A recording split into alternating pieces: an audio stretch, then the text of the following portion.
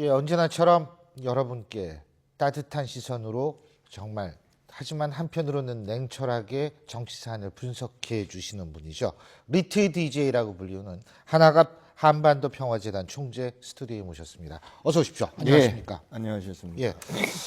그 동교동계 얘기 잠깐만 좀 여쭤볼게요. 그 뭐 이번 재보선에서 일단은 뭐 돕겠다 그러는데 저도 뭐 헷갈려가지고 잘 모르겠는데 권노갑 고문하고 박지원 전 원내대표한테 뭐 일임한다라는 식으로 네. 한 모양인데 어떻게 그 재보선에서 좀 그럼 이렇게 좀 뒤집히고 막 이럴 것 같습니까? 예, 모양새는 갖췄지요. 네. 동교동서 이 지원을 안 하기로 결의했다가 사실상 그걸 번복한 겁니다. 예. 예, 그래서 지원하는 모양새를 갖췄지만은 그 지원하는 데 있어서 이 강도나 열도 이것은 이 옛날만 못하리라 그렇게 생각합니다. 예. 그리고 특히 뭐 과거 얘기입니다만 예, 문재인 대표 같은 경우에 지난 지방선거 때 광주시장으로 당선된 윤장현 당시 후보죠. 선거 지원에 소극적이었다라는 평가를 좀 많이 듣는 모양입니다. 네. 그러니까 아무래도 이 호남 지역 정서가 좀 그렇지 않을까. 예? 그런 예, 생각이 그런 들거든요. 것은 말이죠. 예. 예, 그때 당시는 제가 이 문재인 이 대표를 좋게 얘기하려고 한 얘기는 절대 아닙니다. 예, 그때는 문재인 대표가 당 대표가 아니에요. 예, 그리고 그때는 이 김한길 안철수 공동 대표 그렇죠. 아닙니까? 예, 그런데 이 광주 시장 후보 그 윤장현 지금 시장이 문재인 후보가 와서 이 표가 나온다 생각하면 와달라고 했을 거예요. 아하. 예. 그러니까 요청이 없어서 안 간 거지. 아. 본인이 가기 그렇게. 싫어서 안 간 건 아니다. 저는 그렇게 보고 있고요. 예. 예, 그때만 하더라도 정확하시죠. 예, 어쨌든 그 이 친노 수장이니까 예. 친노 당선을 위해서 뛰는 것이 먼저였겠죠. 예.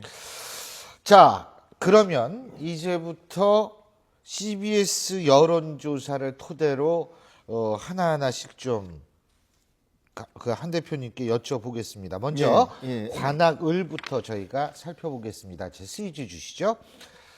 자, CBS 여론조사인데요.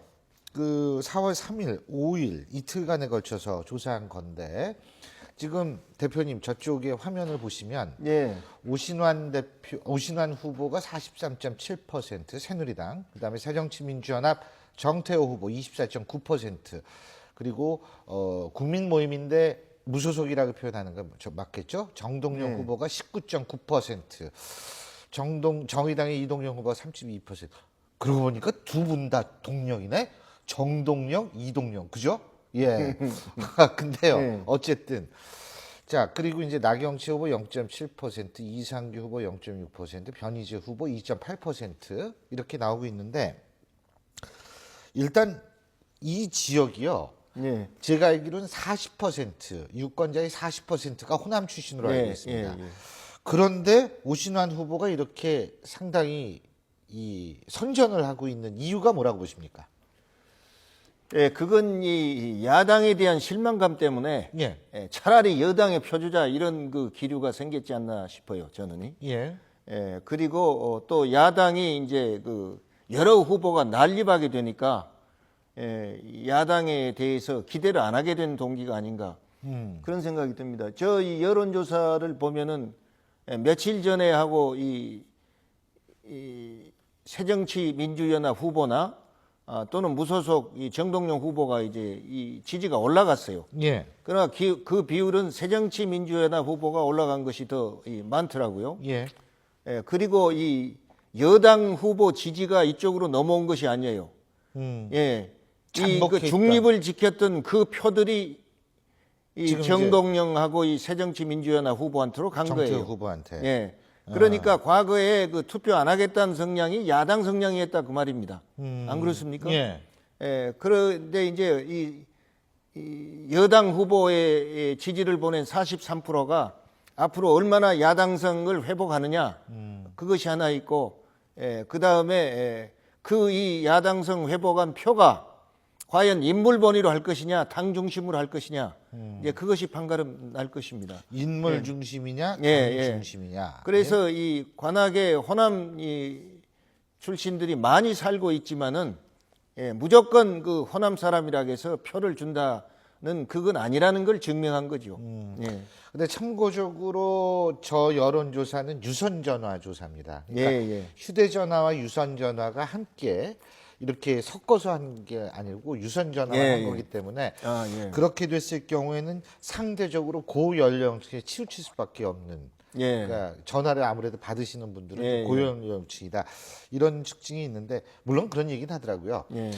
재보선에는 고연령층이 투표를 주로 많이 하기 때문에 이 나름대로 그래서 이런 여론조사가 또 의미가 있다라는 얘기도 합니다만 그런데요. 또 한 가지 변수가 김희철 전 의원 측인 것 같습니다. 그 김희철 전 의원 측 정태 후보한테 0.6%포인트 차이로 졌습니다. 졌는데 지금 새정치민주연합 관악을 지역당원 결의문이라는 그 얘기를 그 결의문을 발표를 했거든요. 자, 결의문 한번 보여주시겠어요? 예.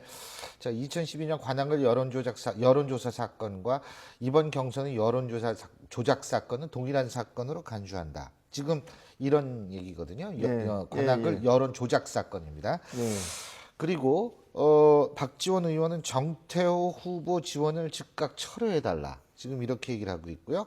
4.29 재보선의 모든 책임은 친노에게 있다.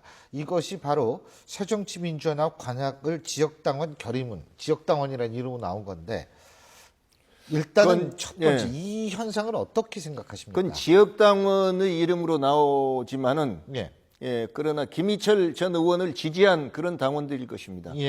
그리고 김희철 의원의 입장에서 볼 때는요. 그가 지난번에는 이 야권 단일화한다 해가지고 맞습니다. 결국 자기한테는 기회가 안 왔지 않습니까? 근데 야권 단일화 할 때도 이제 이 어느 후보한테 주느냐 했을 때 그 부정이 탄로 나가지고 결국 처음에 그 이정희 후보였나요? 맞습니다. 결국 사퇴했잖아요. 그래서 이상규 후보로 바뀌었죠. 사퇴한 거예요. 그러니까 심지어 그 정직을 생명으로 하는 그런 진보 정당에서까지 부정을 한 것이에요. 그리고 지금까지 이 친노들이 해온 그런 패턴을 본다면은 당심은 지는데 여론조사나 또 모바일에서 이기거든요. 지난번 대선 후보 경선 때도 그러니까 그랬죠. 이것은 언제든지 말입니다. 이 조작하는 걸로 모두들 의심하죠. 그런 면에서 이런 성명은 그걸 과거에도 그런 예가 있었고 이번에도 이런 걸 보면은 똑같이 조작이다. 이걸 나타낸 거고요. 제가 볼 땐 이 과거에 정치적으로 그런 게 있습니다. 이 계보의 명령에 따라서 자기가 자기 정치적인 입지를 포기하고 계보의 결정에 따른 경우가 있습니다. 그것은 그 계보의 결정에 따름으로써 요다음 공천이 보장되니까 그걸 따라준 거예요. 그러나 지금 김희철 전 의원의 입장에서 볼 때는 이런 부정이 있음에도 불구하고 당의 명령에 따랐다가는 요다음에 기회가 온다는 보장이 없어요. 그러니까 이건 사람이 하는 건데 거기 지원할 생각 나겠어요? 그래서 이런 것들이 그 야당의 악재로 작용할 것이다. 그래서 어차피 출발부터 야당이 승리하기가 어려운 지역 아니냐? 저는 그렇게 생각합니다. 그러니까 일단 두 가지 원인이겠죠. 그죠? 정동영 전 장관이 거기 이제 나왔다 해서 표가 분산이 됐는데다가 김희철 전 의원 측, 물론 지역 당원이 그쪽이라고 가정을 했을 때 김희철 전 의원 측도 조직은 나름대로 탄탄할 거예요. 그렇죠. 그 사람은 김희철 의원은 조직 가지고 구청장도 두 번 했잖아요. 그렇죠. 그리고 국회의원도 됐고 거기에서는 이 조직 면에서는 가장 앞섰던 사람이죠. 그럴 것 같아요. 근데 그래서 이게 좀 움직여줘야지 새정치민주연합이 보다 원활한 선거가 이루어지지 않을까라는 생각이 드는데 그 기대는 좀 제가 생각할 때요. 선당 후사 얘기하지만요. 그런 조직에서는 선당 후사 할 사람 없습니다. 제가 볼 때 그래요. 선사후당이군요. 그러니까. 그죠? 그러니까 결국 기대하기 새정치민주연합 중에서 굉장히 좀 어려운 싸움이 될 수밖에 없겠네요. 제가 볼 땐 그렇습니다. 그리고요. 지금 며칠 사이에 그 지지가 올라간 것은 아까도 말씀드렸지만 죄송합니다. 괜찮습니다. 이 여도 지지 안 하고 야도 그때 당시 지지 안 했던 중간층이 날아간 거예요. 그러니까 여야 구별은 그때나 지금이나 변함이 없는 거예요. 따라서 이런 추세로 간다면은 야당이 승리하기가 어렵지 않느냐. 또 그리고 이것은 두 가지 요인이 있습니다.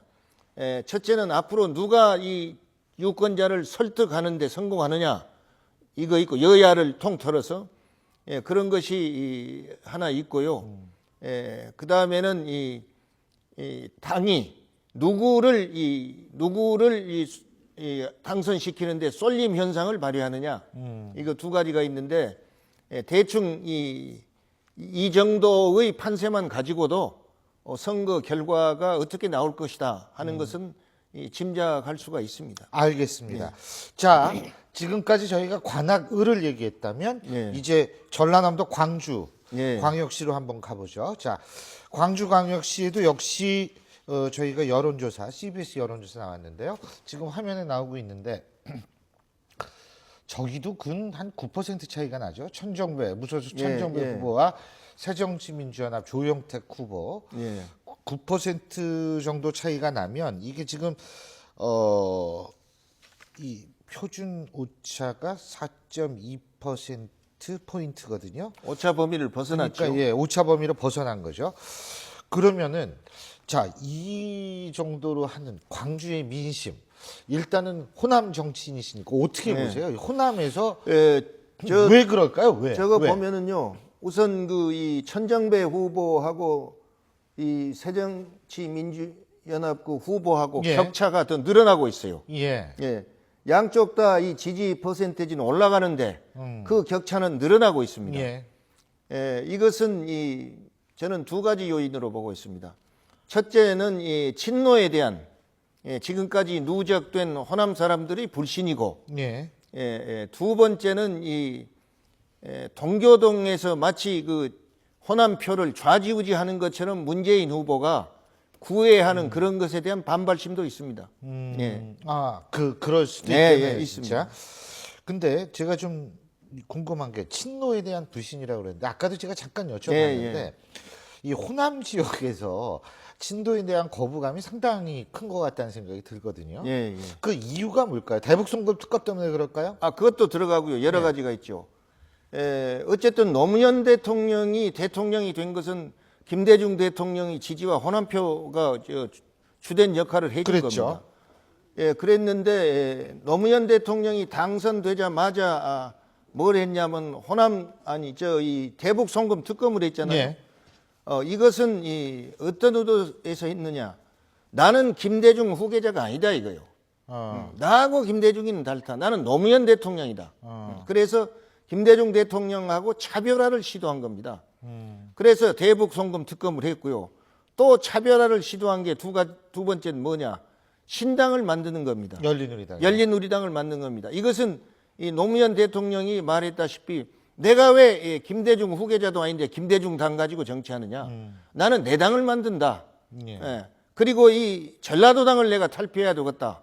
그래서 심지어 그 박근혜 그때 당시 야당 대표하고 이 회담할 때 박근혜 그 야당 대표가 대통령으로서 한 건 뭐가 있냐 하니까 왜 내가 한 거 없냐고 말이요. 나 전라도당이 말 안 들으려고 말이요. 새 당 만들었다고. 그걸 얘기했어요. 그리고 또 그랬잖아요. 이회창 대표가 싫어서 나한테 표를 줬지. 내가 이뻐서 전라도 사람들이 나한테 표를 줬냐. 또 그렇게 말했지 않습니까? 그러고 사실은 이 문재인 지금 대표가 그때 당시 청와대 민정수석인가요? 민정수석이었죠. 또 그리고 이 비서실장 할 그 때 후에, 예. 그때 인사수석이 광주 사람이었어요. 근데 광주 사람이 광주 와서 그랬어요. 왜 너는 네가 인사수석이면서 전라도 사람을 한 사람도 추천 안 하냐? 그러니까 아니 내가 안 한 것이 아니라 추천해 놓은 민정에서 말이야 전라도 사람 다 바꿔버린다 문재인이가. 그래서 안 된 거다 그 말을 했어요. 그리고 문재인 이 대통령 후보 때 자서전에다가 전라도 사람들 우리 아버지가 양말 장사할 때 전라도 사람들한테 외상 줬는데 전라도 사람이 띄어먹어 버렸다. 그래서 우리가 돈 띄어가지고 고생했다. 이런 말 했잖아요. 그래 광주 가서 사과했습니다. 사과했는데 그것이 진심으로 한 사과가 아니죠. 그리고 어젠가요 그런 얘기 방송에서 하더라고요. 박지원 의원이 그런 얘기 했잖아요. 대선 때 내가 돌아다니면서 운동해주고 싶어도 어디 가서 전라도 말 쓰면 말이에요. 표 안 올라온다 오지 말아야겠다는 거 아닙니까? 이런 사람들이 전라도 가서 표 달라고 하는 것은 표가 필요한 것이지 사람이 필요한 것이 아니에요. 그런데 전라도 사람들은 눈 칭칭 감고 거기다 표 줬잖아요. 앞으로 이런 짓 하면 안 됩니다. 표를 주더라도 대접받고 줘야지. 왜 무시당하고 말이죠. 천대받고 표를 줍니까? 그런 것들이 누적돼서 아하. 친노에 대한 반감이 생긴 겁니다. 자, 친노에 대한 반감은 그렇다고 치지만 또 하나 이건 이제 선거 얘기 아닙니다. 예. 문재인 대표가 그 요새 거기 저 국회에서 저거 하는 모양이에요. 그 정책 엑스포인가 뭐 하는 모양이에요. 예. 근데 거기에서 이렇게 스티커를 붙이고 오는 그런 게 있는데 국회의원 숫자 청년 당원들이 하는 건데 국회의원 숫자 몇 명이 적당하다고 보십니까? 그랬더니 문재인 대표가 스티커를 아마 351명 이상 여기에 딱 붙이고 나온 모양이에요. 그러니까 기자들이 물어봤죠. 예. 아 이거 어떻게 그 국회의원 늘려야 된다고 보냐 그랬더니 예. 한 400명은 돼야 된다. 예. 이렇게 대답을 했다는 거예요. 근데 일단 국회의원 수 늘려야 된다고 보세요. 저는 개인적으로요. 예. 국회의원 수가 늘어날 수 있다고 생각합니다. 제가 주장하는 이 지역구는 우리가 단원제이기 때문에 예. 미국의 상하 양원제를 절충하면 돼요. 예. 미국은 하원은 50만 단위에 한 명이지만은 상원은 인구가 작든 많든 주 단위로 2명 뽑지 않습니까? 예. 그래서 저는 이 지역구를 말입니다. 시골 같은 데는 4개 군이 합쳐진 데 있지 않습니까? 맞습니다. 무진장 같은 이 지역은 서울보다 더 넓습니다. 예, 훨씬 낫죠. 더구나 이 섬 같은 데는요. 제가 신안 출신인데 신안 바다는 충청북도보다 큽니다. 근데 그것이 한 선거구예요. 예. 이런 데를 이 인구수로 해가지고 예. 선거구 책정한 것은 불합리합니다. 그러니까 인구가 적든 많든 각 군 단위로 국회의원 한 명씩 정한 겁니다. 그리고 도회지에는 말이죠. 인구 한 50만 단위로 한다든지 이렇게 정하고요. 그래서 국회의원 수가 늘어난다면은 그걸 수용하는 게 좋다. 저는 그렇게 보고 있습니다. 그런데 아마 지금 비례를 없애면은 제가 지금 이 얘기한 이런 안대로 선거구를 정하더라도 300명 정도밖에 안 될 겁니다. 예. 그렇군요. 근데요, 문제는 뭐냐면 또 이게 좀 커지니까 그냥 장난스럽게 가볍게 얘기했을 뿐이다. 근데 장난이란 단어가 눈에 띄어요. 아니 야당 대표가 국회의원 숫자 얘기하면서 장난스럽게 얘기했다? 야 이거는 좀 아니 좀 미안하지만요. 그런 그 비전이나 철학도 없는 사람이 당을 어떻게 이끌어갑니까?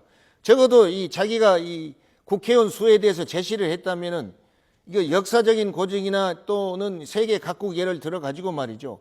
이러이러한 이유에서 우리나라에는 이 정도 돼야 된다 이런 말이 나와야지. 장난삼아 하는 그런 얘기 가지고 이거 이 공당의 대표가 그랬다면 국민들이 어떻게 생각하겠어요? 좀 미안한 얘기지만 이거 함량 미달 얘기 아닙니까? 그게 좀 너무 가볍게 한 발언이다. 근데 뭐 본인은 자세하게 뭐 그래야지. 물론 이제 문재인 대표는 정당 명시 비례대표제라고 말했는데 그거는 권역별 정당 명시 비례대표제 권역별로 띄고 얘기를 한 건데 어쨌든 뭐 그러기 위해서 아직 설명도 자세히 했는데 글쎄 장난스럽게 가볍게 얘기를 했다. 좀 듣는 사람이 깜짝 놀랐습니다. 자 어쨌든 다음 주에도 좀 날카로운 분석을 해주십시오. 오늘 말씀 여기까지 듣겠습니다. 감사합니다. 네, 수고하십시오.